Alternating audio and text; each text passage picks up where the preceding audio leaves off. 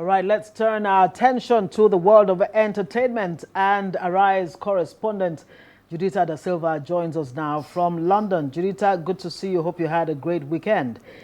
Now, let's start off with music. Yes.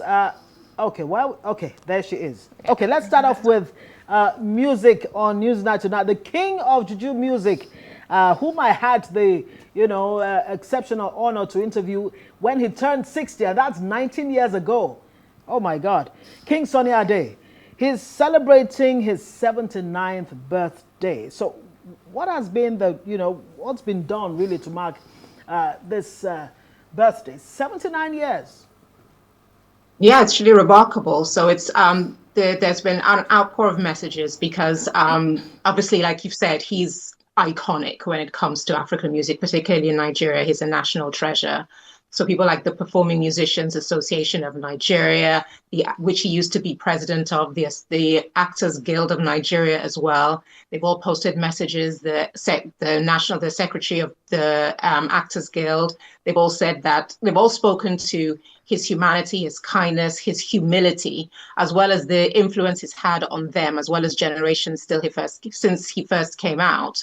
And just looking back on his life and career, he kind of was a trailblazer, because when you think about the international conversation, a lot of the times people tend to focus on Fela Kuti, but this is a man who was the first ever Nigerian to be nominated for a Grammy in 1984. He was nominated again in 1990. He was a person who many people on this side of the pond considered to be the Nigerian equivalent to Bob Marley. And it's great to know that even at 79, people still remember the significance and choose to commemorate it publicly and let him know that he's a treasure that's still very much cherished to this day.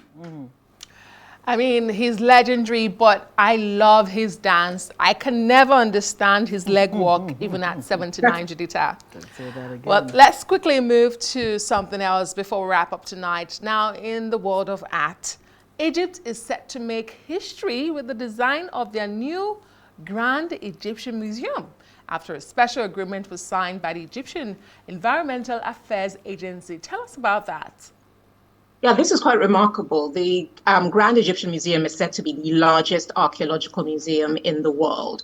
And they've signed this agreement saying that based on the practices in the construction, they're going to have green spaces, the tools that they will use, the conservatory and green awareness programs they will promote. It's going to become carbon neutral. And with the support of the Egypt Environmental Agency, from the very making of it to when it's opened, how it's sustained, quarterly, they will have reviews of it. It's showing that they want it to be a beacon for being eco-friendly, as well as sustaining history and teaching for practices for the future. So everything that's going into this construction, which has been delayed a number of times, but upon its opening, what it represents, as well as what it stores and what it holds, is going to be very significant on a global level, as well as for Egypt. Okay, let's talk movie festival scene. Oscar winner Angelina Jolie has spoken in a press conference about the current state of free speech being under attack in America. What did she have to say? So she was doing the press conference at San Sebastian Festival in Spain, and it was the premiere of her new movie Couture.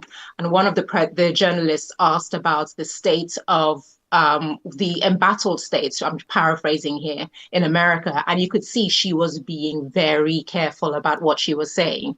And one of the most poignant things she said is that she loves her country, but at this time she doesn't recognize her country. And she even commented that the way things are taking now, she has to be so careful about what she says, particularly in a press conference.